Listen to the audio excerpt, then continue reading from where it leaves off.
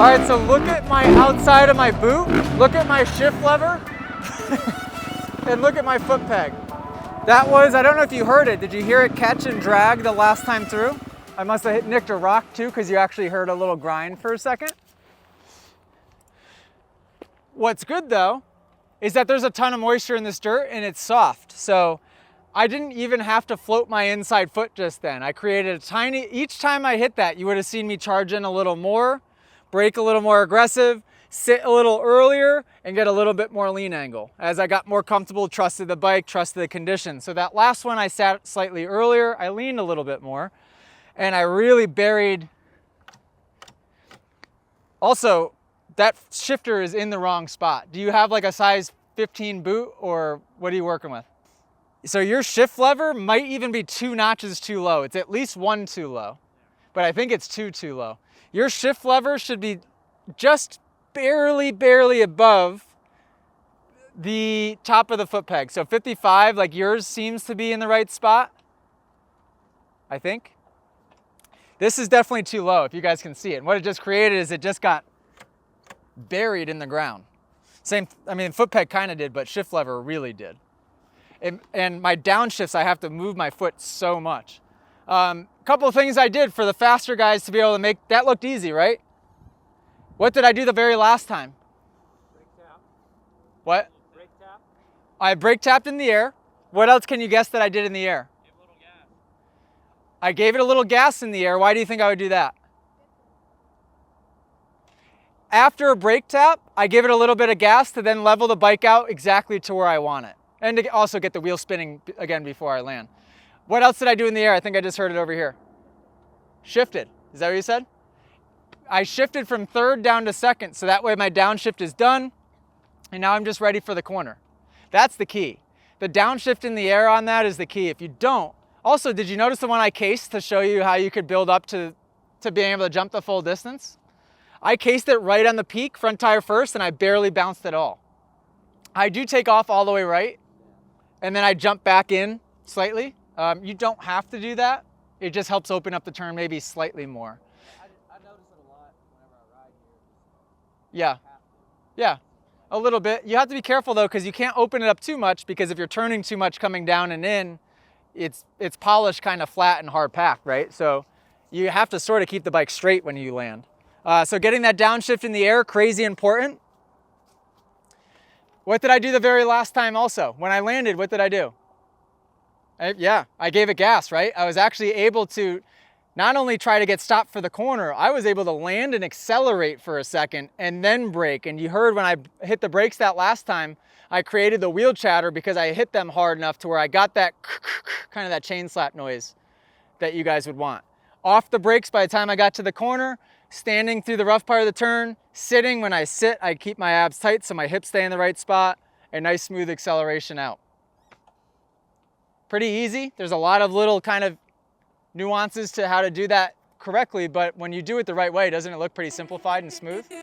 I'm happy to announce the all-new Moto fitness course inside of the Moto Academy app. United States Marine Matt Flood has designed 4 custom courses for your riding level, whether it's weekend warrior, vet rider, aspiring pro, or the pro rider, and you guys can follow a tailored program to fit your fitness needs. Go to the motoacademy.com, join our online community today. Let me talk jumping just very quickly then. Can you guys guess what I'm doing on that takeoff? Do you think I'm soaking up, or do you think I'm preloading? Why? Any other guesses as to why I would preload on that takeoff? Come on, fast guys. Because why? It helps slow the bike down for my landing. If I were to, let's create a totally different scenario. If that step up, if this jump, instead of turning here, landed and then just continued straight and went up this hill, do you think I would preload it still? No, I would scrub the crap out of that thing, right? Because I'd want to go straight and not up and keep that momentum going, keep those wheels in the ground. But since the corner creeps up right after it, you have to try to get the bike beginning to slow down before you get to the landing. And if you lawn dart yourself forward by soaking it up, you're never going to be able to make this inside. So I actually will check up a little bit on the takeoff and then sort of give it a little preload.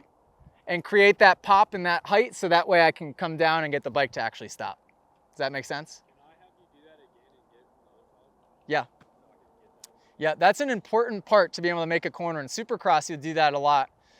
Because if you, otherwise, you're gonna fly off the berm. You'd never be able to make the corner. You have to get that pop and do that preload in spots that you need to get the bike to slow down.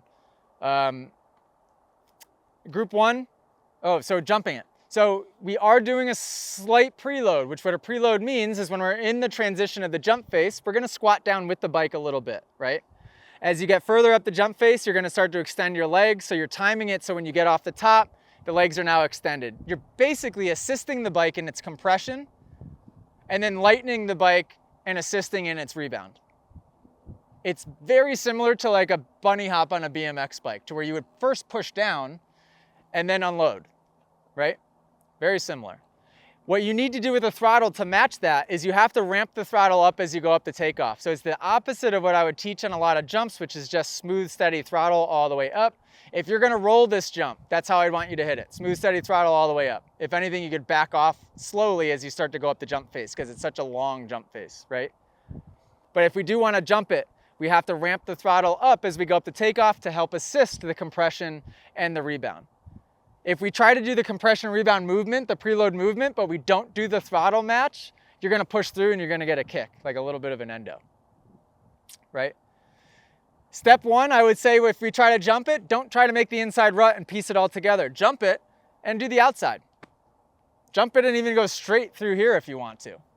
Would you say it's safer to overshoot that or to case it for your first attempt? I would say case it. The reason I say that is because although it has a knuckle a little bit on the landing, it's a step up. So when you land, you're going so slow that it doesn't really affect you. I wouldn't want to overshoot it because very quickly you can jump to the flat and you'd be coming down from way up there to land on that flat. So I would build myself halfway, 3/4, and then jump full distance if I were to hit it for the first time. So that way I don't jump it to the moon, right? There's gonna be guys that jump it already and are just trying to piece the corner together, so that would be a good goal for you. For the guys that have no interest in jumping it at all, practice the soak up, which is strong, straight legs going up the jump face with smooth throttle and then just letting the bike come up to you. It should feel very natural. It's the same exact thing you would do on a pump track on a BMX bike, just letting the bike come to you, that's all. Pretty much if you're overthinking it, just do less and you'll do the right movement, right? Smooth throttle. Get the downshifts though before you get to the down ramp, whether you're overshooting it, whether you're jumping it or rolling it, get the downshifts before you get to the down ramp so that way we don't add an extra thing to do right before the corner. Any questions at all?